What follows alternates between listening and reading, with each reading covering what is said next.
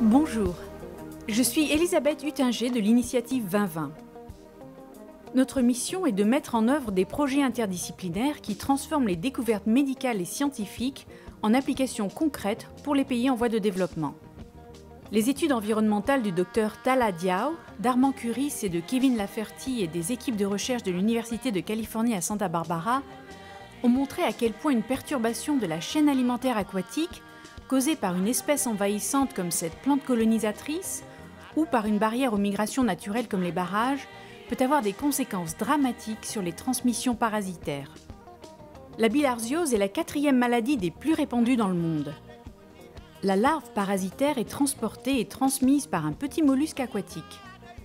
Au Sénégal, en Afrique de l'Ouest, l'épidémie de bilharziose a été causée par la construction d'un barrage en perturbant l'écosystème de façon inattendue. La flore s'est étendue de manière impressionnante. La crevette d'eau douce a disparu, entraînant l'explosion de la population de mollusques aquatiques et la contamination de millions de personnes avec des infections parasitaires jusque-là inconnues. Ce sont les habitants des villages ruraux qui dépendent du fleuve pour laver le linge, se baigner, récupérer de l'eau pour le foyer, laver les animaux, abreuver le bétail et nager. Les conséquences sont très invalidantes. Infection des intestins, infection et insuffisance du foie, des reins et de la vessie. Chaque année, il y a environ 800 millions de personnes à risque d'infection par la bilharziose dans le monde entier. Notre objectif est de réintroduire le prédateur du mollusque dans son habitat d'origine et de rompre définitivement le cycle de la maladie. La restauration de la crevette indigène peut devenir la plus grande contribution jamais apportée à la lutte contre la bilharziose. Voici notre crevette.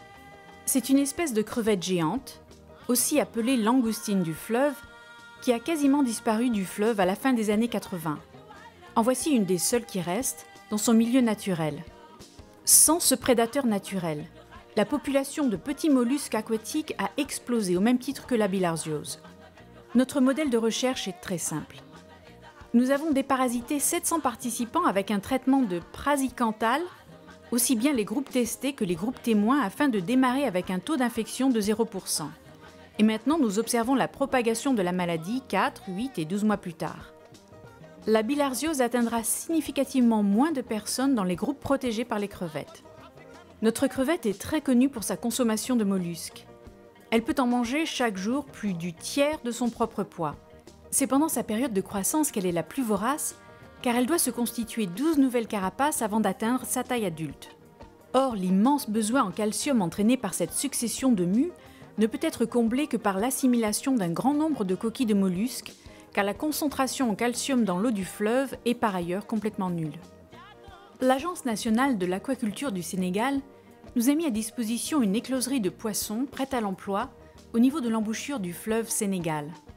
Elle est alimentée entièrement par de l'énergie solaire, rassemble 16 tanks de reproduction, 10 bassins de croissance et plusieurs cages flottantes. L'Agence nationale de l'aquaculture et le projet Crevette rassemblent leurs efforts dans l'objectif de produire chaque année des millions d'alevins qui iront rejoindre les points d'eau où ils grandiront tout en consommant les mollusques infectés. Voici notre écloserie, et voilà nos sites de démonstration. Nous avons construit des enclos d'élevage extensifs au niveau des points d'accès à l'eau des villages. Les crevettes y grandiront jusqu'à l'atteinte de leur taille commerciale. Les villageois ont déjà adopté des changements de comportement. Par exemple, ils lavent le linge dans des bassines plutôt que dans le fleuve et versent leurs eaux usées dans une petite fosse pour ne pas polluer le milieu aquatique. Au cours des prochains mois, le projet Crevette va augmenter le nombre d'élevages dans les villages où le taux de bilharziose dépasse aujourd'hui les 50%. Nous allons également étendre cette approche en introduisant les crevettes dans les canaux d'irrigation des grandes plantations et dans les rizières, où elles seront produites en polyculture pour protéger les travailleurs agricoles contre la bilharziose. Par chance, le Sénégal vient d'achever un plan d'amélioration des infrastructures routières entre Saint-Louis et Richard Toll et est en cours de créer une nouvelle voie pavée qui mène au lac de Guerre, ce qui favorise l'accès au marché et facilite la circulation vers nos sites expérimentaux où la population, avant les crevettes, était atteinte à plus de 80%. Voici les partenaires du projet Crevette. L'Université de Californie est le premier contributeur scientifique. Nous travaillons également en collaboration avec le ministère de la Santé et de l'Action sociale du Sénégal et le Comité d'éthique pour la recherche en santé humaine. L'Agence nationale de l'aquaculture est le premier des contributeurs techniques. Nous bénéficions également du soutien d'une grande équipe internationale d'experts en santé, écologie et crevetticulture. La durabilité du projet sera assurée par les récoltes de crevettes, 2 fois par an, que les villageois pourront commercialiser ou utiliser dans leur alimentation. En guise de comparaison, le prix de la crevette atteint jusqu'à 5 fois celui du poisson sur le marché local. Notre équipe est composée de 38 membres travaillant sur 3 continents.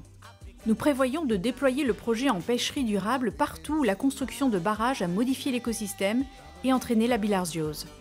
Pour conclure, je voudrais citer le doyen de la faculté en politique et gestion pour la protection de l'environnement global de l'Université de Californie qui a affirmé que le projet crevette se situe à une nouvelle frontière de santé et médecine où la gestion de l'écosystème devient une intervention sur la santé publique. Il a ajouté que ce projet va faire tomber les cloisons disciplinaires entre l'écologie, la santé publique, la sécurité alimentaire et le développement économique. J'espère que vous allez continuer à suivre nos progrès passionnants, issus d'une rencontre unique entre villageois, médecins et scientifiques qui travaillent ensemble pour relever l'un des plus grands défis de la santé mondiale.